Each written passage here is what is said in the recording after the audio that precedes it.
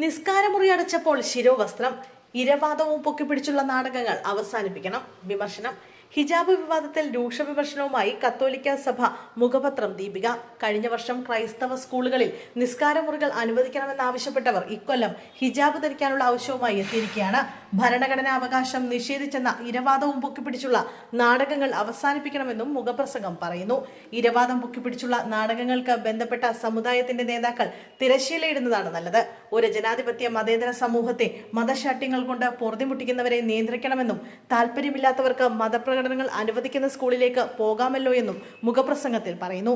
തങ്ങളുടെ സ്കൂളിന്റെ നിയമങ്ങൾ പാലിച്ച് സഹപാഠികൾ ഉൾപ്പെടെയുള്ളവരുടെ വികാരങ്ങളെ ബഹുമാനിച്ച് പഠിക്കാനെത്തുന്ന മുസ്ലിം ഉൾപ്പെടെയുള്ള ലക്ഷക്കണക്കിന് വിദ്യാർത്ഥികളുടെയും മാതാപിതാക്കളുടെയും മാതൃക എന്താണ് ചിലർക്ക് മാത്രം അസാധ്യമാകുന്നത്? വിദേശ രാജ്യങ്ങളിൽ കുടിയേറി സ്വന്തം മതത്തിന്റെ പ്രകടനങ്ങൾ കൊണ്ട് അന്നാട്ടുകാരെ പ്രകോപിപ്പിക്കുന്നതിന്റെ ഫലം ഇന്ത്യക്കാർ ഉൾപ്പെടെ ലോകമെങ്ങും അനുഭവിച്ചു തുടങ്ങിയിട്ടുണ്ട്.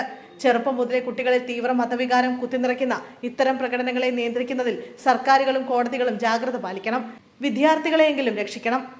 449 മറ്റു വിദ്യാർത്ഥികളെ പോലെ പെരുമാറാൻ പറ്റില്ലെന്ന വാശിയിലാണെങ്കിൽ മാതാപിതാക്കൾ വിദ്യാർത്ഥിനിയെ അവരുടെ താല്പര്യങ്ങൾ സംരക്ഷിക്കുന്ന മറ്റേതെങ്കിലും സ്കൂളിലേക്ക് മാറ്റുമെന്നും മുഖപ്രസംഗത്തിൽ പറയുന്നു.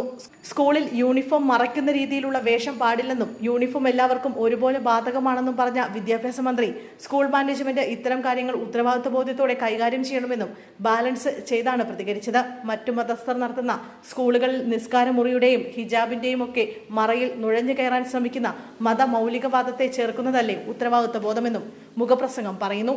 എറണാകുളം പള്ളുത്തുരുത്തി സെന്റ് റീത്താസ് പബ്ലിക് സ്കൂളിൽ ശിരോവസ്ത്രം ധരിച്ചതിന്റെ പേരിൽ 8ാം ക്ലാസ് വിദ്യാർത്ഥിനിയെ ക്ലാസ്സിൽ കയറ്റാതെ പുറത്തു നിർത്തിയ സംഭവമാണ് വലിയ വിവാദമായത്.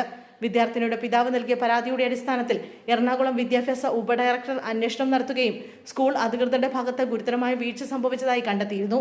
സംഭവത്തിൽ സ്കൂൾ അധികൃതരുടെ ഭാഗത്ത് ഗുരുതരമായ വീഴ്ച സംഭവിച്ചതായി കണ്ടെത്തിയതായും മതേതര മൂല്യങ്ങൾ ഉയർത്തിപ്പിടിക്കുന്ന കേരളത്തിൽ ഒരു വിദ്യാർത്ഥിക്കും ഇത്തരം ദുരനുഭവങ്ങൾ ഉണ്ടാകാൻ പാടില്ലെന്നാണ് വിദ്യാഭ്യാസ മന്ത്രി വി ശിവൻകുട്ടി പ്രതികരിച്ചത്.